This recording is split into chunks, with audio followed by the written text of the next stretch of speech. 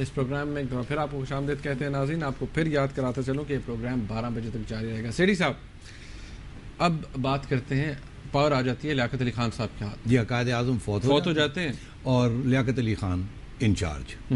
اب لیاقت علی خان جب انچارج آتے ہیں تو اس وقت صورتحال یہ ہے کہ وہ جو اینٹی انڈیا سینٹیمنٹ ہے وہ بڑھ چکا ہے. ملٹری اور ریلیجس پارٹیز کا اکٹھ ہو چکا ہے تھوڑا بہت, کیونکہ وہ کشمیر کے اوپر جہاد کیا آپ نے. اور اب ملٹری کہتی ہے کہ اب ہمیں ڈیفنس بجٹ بھی چاہیے, ہتھیار بھی چاہیے, کیونکہ ہندوستان کا پرابلم بن چکا ہمارے لیے. اور اس وقت کا ڈان کا ایک اداریہ ہے, آپ دیکھیے کہ 3, 4, 5 ماہ ابھی نہیں ہوئے تھے پارٹیشن کو, اور یہ کشمیر کا مسئلہ کھڑا ہو گیا تھا. اور ڈان نے ایک اداریہ لکھا جس کا میں مختصر آپ کو بتا دوں. اس میں یہ لکھا کہ اب ہمیں ہندوستان ہمارا دشمن ہے, اور ہم نے بجٹ جو ہے وہ فوج کو ملنا چاہیے, اور فوج کو اسٹرانگ کرنا چاہیے, اور ہمیں روٹی پانی نہیں چاہیے, ہمیں بندوقیں چاہیے. اس کا عنوان تھا guns not butter. Okay, Dawn. اور اس سال کا جو بجٹ تھا وہ 70% اس بجٹ جو تھا وہ فوج کی طرف دے دیا گیا, ڈیفنس بجٹ بن گیا. اب لیاقت علی خان صاحب اس سچویشن میں آتے ہیں تو ان کو فوراً یہ اسٹرائک کرتا ہے 2 باتیں. ایک یہ کہ اب وقت آ گیا ہے کہ یہ سیکولر بات چھوڑیں, اب ذرا اسلامک آبجیکٹیوز کی طرف چلیں تاکہ ہم اپنے ملک کو اسلام کے بیسس کے اوپر یہ ایک سہارا بنائیں. So this is the first link. So the first link is the objectives resolution. اور لیاقت علی خان صاحب objectives resolution 49 میں لے کے آتے ہیں. Okay. اور اس میں یہ اسلامک اسٹیٹ کی بات کی گئی, مگر ساتھ ساتھ دوسری چیز بھی وہ کرتے ہیں, وہ اس دیکھتے ہیں کہ ملٹری کو اسٹرانگ کیسے کیا جائے. ہمارے پاس تو خزانہ خالی ہے, تو دیکھتے کس طرف, امریکہ کی طرف دیکھتے ہیں. ٹھیک, اور امریکہ انتظار میں بیٹھا ہے کیونکہ اس وقت سیکنڈ ورلڈ وار ختم ہو چکی ہے, سوویت یونین آ چکا ہے, کولڈ وار شروع ہو چکا ہے, اور امریکہ ڈھونڈ رہا ہے فرنٹ لائن اسٹیٹس. اور امریکہ اور پاکستان کا جو جوڑ ہے, ہماری فوج کی ضرورت, لیاقت علی خان کو ایک آئیڈیالوجی کی ضرورت, اور امریکہ کو پاکستان کی فوج کی ضرورت. اور اس لیے وہ ہم 50s میں 2 چیزیں ہوتی ہیں. ایک یہ کہ سینٹو, سیٹو, بغداد, یہ سارے پیکٹس ہم جوائن کرتے ہیں.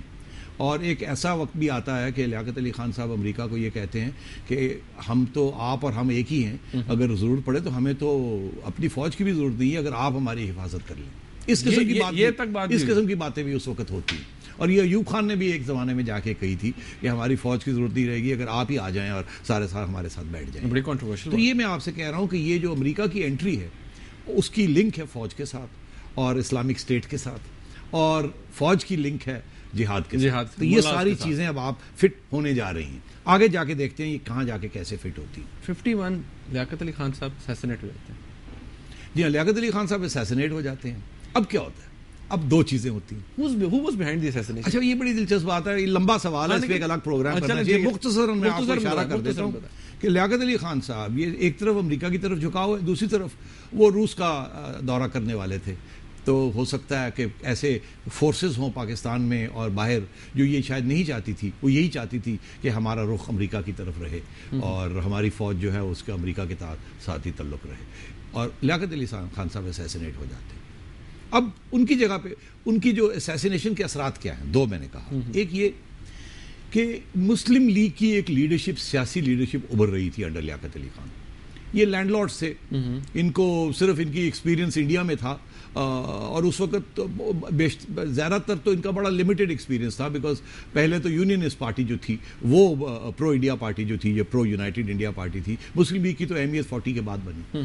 تو مسلم لیگ کی جو ابھرتی ہوئی لیڈرشپ تھی اس کو دھکا لگا, کیونکہ لیڈر لیاقت علی خان فوت ہو گئے, مارے گئے, اور سول ملٹری جو ایک پہلے سے جو ہم نے انہیریٹ کیا تھا, جب انگریز گیا تو ایک فوج چھوڑ گیا یہاں بنی بنائی, اور ایک سول بیوروکریسی چھوڑ گیا بنی بنائی, ڈی سیز اور کمشنرز وہ سارے وہ کلونیل ایک ہینڈ چھوڑ گیا. انہوں نے آپس میں اکٹھ کر لیا, فوج نے اور فوج کے افسران نے اور سول بیوروکریسی کے افسران نے. اور سول بیوروکریسی نے یہ فیصلہ کیا کہ ہم مسلم لیگ کو پاور ٹرانسفر نہیں کریں گے, پاور اپنے ہاتھ میں رکھتے ہیں اور اس کو اب چلاتے ہیں. الیکشن کی بھی کوئی ضرورت نہیں ہے, کانسٹیٹیوشن کی بھی کوئی ضرورت نہیں ہے, ایسے چلنے دیں اور ہم ہی اس کو چلاتے ہیں اور امریکہ بھی اس کے ساتھ خوش رہے گا, ہم بھی خوش رہیں گے, اور یہ جو لینڈ لارڈز ہیں ان کو تو نیچے رکھنا, دبا کے رکھنا پرابلم ہی نہیں. تو اس کا ایک اثر تو یہ ہوا کہ جو ابھرتی ہوئی سیاسی لیڈرشپ تھی وہ رہ گئی, اور ایک سول ملٹری بیوروکریٹک اولیگارکی جو تھی وہ اسٹرینتھن ہو گئی. اور پھر آپ نے دیکھا کہ ایک لائن لگ گئی, پرائم منسٹرز آئے, پرائم منسٹرز گئے,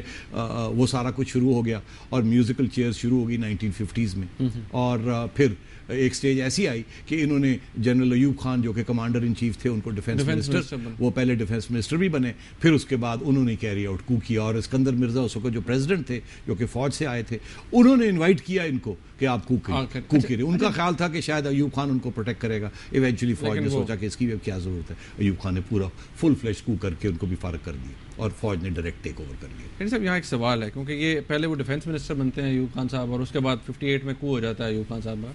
تو اپرچونٹی تو پھر اگر دیکھا جائے یہاں پر غلطی جو تھی پولیٹیشین کی تھی. پہلے آپ انہیں ڈیفنس منسٹر بنا رہے ہیں, سول جنرل. نہیں, پولیٹیشین تو نہیں تھے نا, وہ تو سول, وہ they were not political leaders, they were part of the bureaucracy, they were not political leaders. اور وہ جو پولیٹیکل لیڈرز تھے اتنے کمزور تھے, اور ان کو اوپر سے بیوروکریسی ڈومینیٹ کر رہی تھی.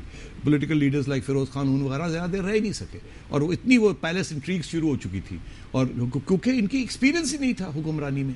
اور وہی ممتاز دولتانہ ایک کام کر رہے تھے, فیروز خان دوسری بات کر رہے تھے, یہ لڑائی جھگڑے شروع ہو گئے, اور بیوروکریسی نے پورا فائدہ اس کا اٹھایا اور ڈومینیٹ کرنا شروع کر دیا. اور اس میں بڑی دلچسپ بات ایک یہ ہے کہ جوڈیشری کا بھی ایک رول تھا.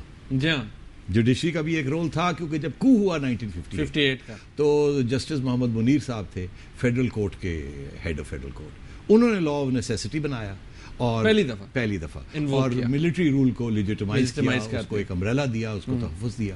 تو یہ آپ سمجھیں کہ بیوروکریسی, ملٹری اور جوڈیشری کا ایک الائنس بن گیا. پہلا کو جس کی بیسس کے پہلا کو ہوا, اور اس کے بعد سیاست کو پیچھے دھکیل دیا گیا, اور ایوب خان آ گئے. اور ایوب خان جب آ گئے تو انہوں نے ایک بڑی دلچسپ بات کی. انہوں نے کہا کہ اب میں نئی الیکشن کراؤں گا اور نئی کانسٹیٹیوشن بناؤں گا. انہوں نے جو پہلی کانسٹیٹیوشن 1962 میں پاکستان کو دی, اس میں انہوں نے یہ فیصلہ کیا کہ اس کا نام ہوگا the constitution of the republic of Pakistan, not the Islamic republic. پہلے جو ڈرافٹ بنا وہ ریپبلک آف پاکستان تھا, مگر پھر یہ پریشر آیا کہ ارے بھائی, وہ فوج کی طرف سے پریشر آیا کہ ہم نے تو ملوں کو ساتھ لے کے چلنا ہے, ریلیجس پارٹیز کو ساتھ لے کے چلنا ہے, کوئی ہم نے اپنا وہ اسلامک کو چھوڑنا نہیں ہے, کیونکہ اس کی ہمیں ضرورت پڑے گی مین اسٹریم پارٹیز کو دور رکھنے کے لیے. تو اس لیے پھر اس کا نام انہوں نے چینج کر کے اور اس کا نام رکھا Islamic republic of Pakistan. Sethi صاحب ہم یہیں سے کنٹینیو کریں گے. ناظرین, ہم 1962 کے پہلے آئین جو تھا ہمارا اس تک پہنچ چکے ہیں, اور یہ وہ دور ہے جس میں جنرل ایوب خان صاحب کا مارشل لا تھا.